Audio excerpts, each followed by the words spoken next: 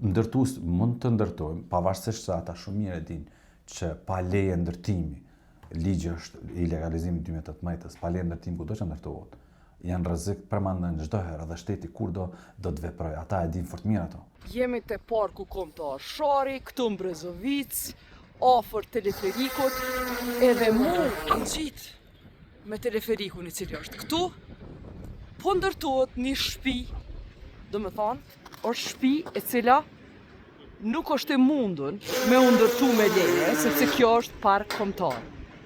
Punëtorët po punojnë, shkova me pyet, edhe thanë s'di mas na, qysh mundet me marru kjo shtëpi këtu, po jemi tu e marru. Me 22 janar, dërgova kërkesë për qasje në dokumente zyrtare në AKP për të parë se cilit institucion ja kanë paraqit këto ndërtime ilegale, po edhe tjera ndërtime ilegale në Brezovic. AKP më dërgoi 66 faqe dëshmi ku me fotografi i kanë kërku inspektoratit të komunës së Shtrpcës, parkut kombëtar Shari, inspeksionit të Ministrisë së Ambientit, që t'i adresoj këto ndërtime edhe të marrë masa në Brezovic. Kam bisedu me të gjitha këto institucioneve të cilave AKP-ja ju ka dërgu letra edhe ata e kanë konfirmu që e kanë marrë shtresën nga AKP për me ndalu ndërtimet ilegale.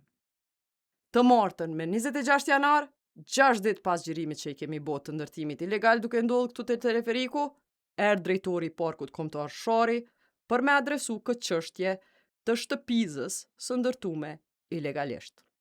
Çka keni të bëju? Jemi të ndërmarrë masa, bashkëpunimi me inspektoratin komunal. Si drejtori kemi 2 fletpadi në organet e drejtësisë për ndërtime ilegale, ndërsa 2 fletpadi për ndërtime ilegale. Ku? Në zonën e Brezovicës. A është që kjo një apitëne? Nuk jem djeni, po është procedurë sigurisht edhe... Qysh është procedura i pëmarash?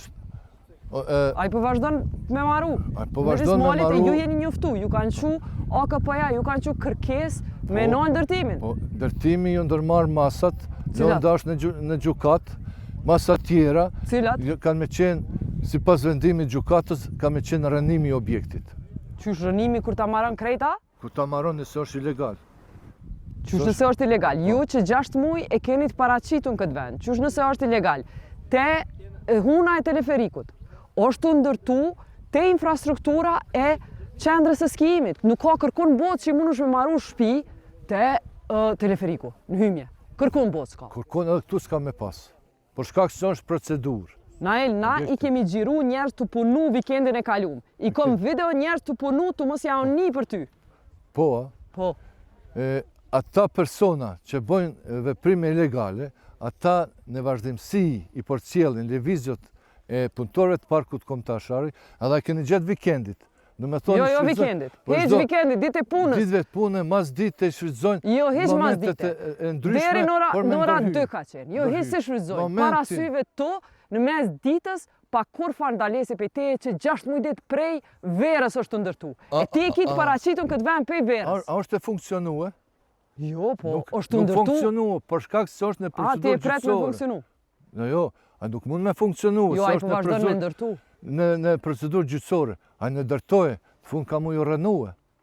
Sugur që ka pas rëndime në jo, valla, s'ka fort rënime. Që ato poshtë, ja ka qi shiritat, ja ka hek shiritat. Kanë me të këtë ndërtesa që aty. Kanë me të kretë, ato është procedurë gjyqësore. Na nuk ndërhim në vendimet e gjyqësore. More, ju duni me nalë para se me kry kë?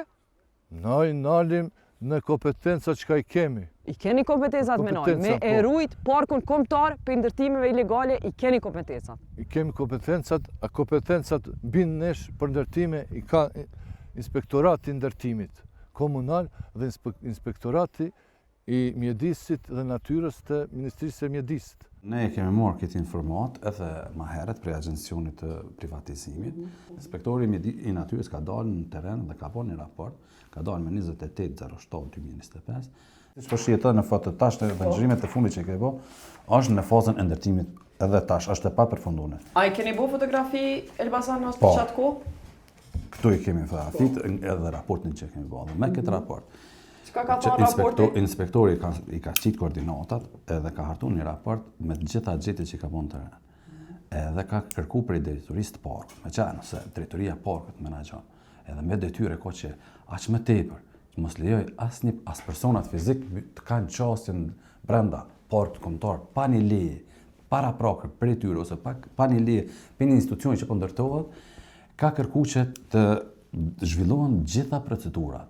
Dy drejtoritë e pasha i kanë tani mbikëqyrësat e vetë. Paravendimi keni për këtë objekt që është ndërtu prej korrikut, a keni vendim e rënë? Ka vendim komuna, jo Ministria e Mjedisë, sepse ligji i ndërtimit. Mirë, po ju do të po, në këtë rast komuna mund ta realizonte pa asistimin tonë. Po ju e keni nimu Prishtinë se s'pini ma shtëpse, ti po thunë Prishtinë e ki rënun, po do jeve.